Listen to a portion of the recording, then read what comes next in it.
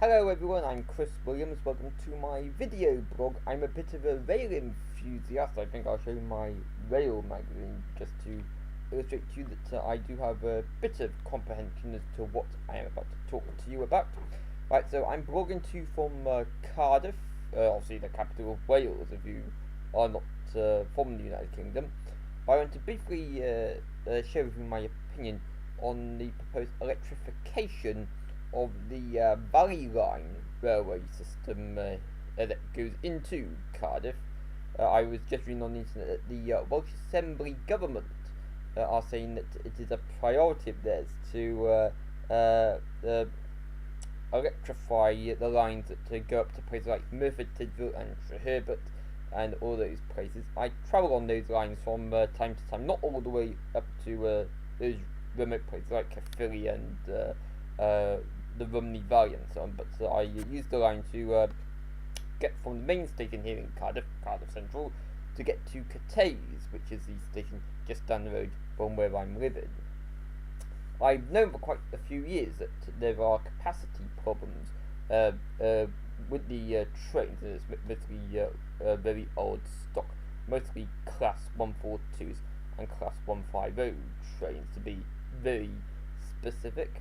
And the argument is being put forward: if you electrify the track, then that will improve capacity, and it will lead to economic benefits with more people travelling into Cardiff on the Valley lines. Although I'm in favour of HS2 going from Birmingham to London, I'm not too keen on the idea of electrification for the sake of it. I don't see how electrifying the track, particularly on the Valley lines, will lead to increased capacity, because obviously capacity is an issue to how many carriages there are laid on for each service. I have read before that when you electrify a track, obviously a new type of train is required. I know that for the proposed electrification of the Great Western line that goes from Swansea to London Paddington, it's proposed that that's going to be electrified from Cardiff to London Paddington, and that will tie in with the new introduction of the IEP trains, the Intercity Express project. I think IEP stands for, because there's a bit of controversy that there's no business case apparently for electrification from Swansea down to Cardiff, and I think that is quite right, because places like Neath, Port Talbot and Bridgend are largely areas of not much economic activity, and it would be a waste of money, in my view, to electrify that stretch of track. Swansea, of course, is much more developed compared to when I was younger, but as people often say, if you were to close down the DVLA in Swansea, such as Swansea's dependence on public sector jobs, that Swansea would then be set back by many decades. There'd be lots of unemployment. With here in Cardiff, of course, there are many different types of jobs for the people to do. So it makes sense that in this age of austerity, the electrification from Paddington should only go down to Cardiff. I feel I'm digressing a bit on this Valley Lines issue, but what I'm trying to say is that I feel that these people who say that you should electrify Merthyr Tydfil to Cardiff, no, there's not really going to be much economic benefit from my point of view. The Welsh Assembly government, in particular the Transport Minister Carl Sargent, have yet to make it clear to me and perhaps to others why there should be a need to spend the money on electrifying a track that goes into the capital of Wales. I know that there are other rather dubious railway projects that have been approved in Wales, like reinstating the second platform at Gowerton. I go through Gowerton on my way back to my family home in Pembrokeshire. It's claimed that reintroducing the second platform at Gowerton will apparently improve employability levels in places like Carmarthen and Milford Haven. I don't think so where Milford Haven is concerned. Carmarthen, I was down there last weekend. It's I'd say that it's booming now that they have built the new range of shops on top of where the market used to be. But if finances become too tight for me to continue living in Cardiff, it might be desirable to go down to Carmarthen. It's a mini Swansea to some extent, but even then, from a jobs point of view, and this ties in with what I'm talking about in terms of this railway work that's going on, I don't think that you will be getting any increase in jobs down in West Wales anytime soon.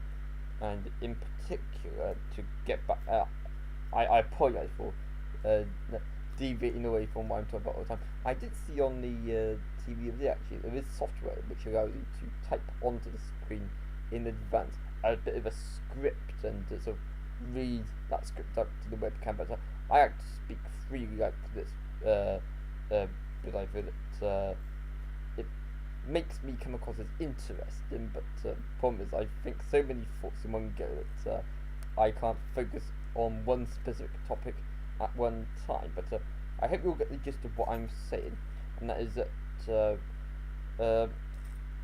there are bigger priorities for the Welsh economy and for the Welsh railways, rather than just spending money on something that will connect people to the capital of Wales, rather than alleviating capacity problems elsewhere on the Welsh network. And of course, there has been talk about reinstating some old stations here in Wales. That's getting a fair bit of money.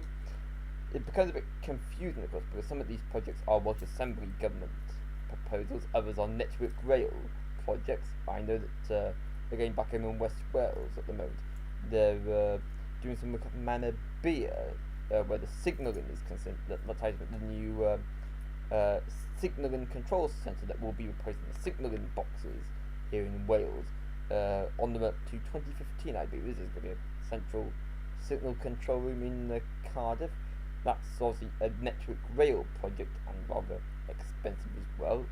I think that projects like that are more of a priority rather than just throwing cash on the value lines, where the outcome will be no different to what you have now, where you've got an increase in carriages laid on, because what the people are not happy with in these parts at the moment is the rather old carriages, where there are not all that many seats and rather dirty trains. Some people say I don't think they're significantly dirty, but no. At the moment you might see 3 trains all coupled together with the front train pulling along 3 other units behind it. Well, that's perfectly acceptable. No need to say let's spend money on new trains or put some wires overhead.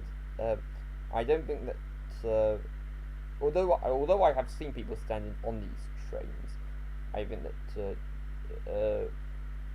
if you put new rolling stock in place, then you're either going to have lots of empty seats left over, or you will probably still end up with the demands not being met.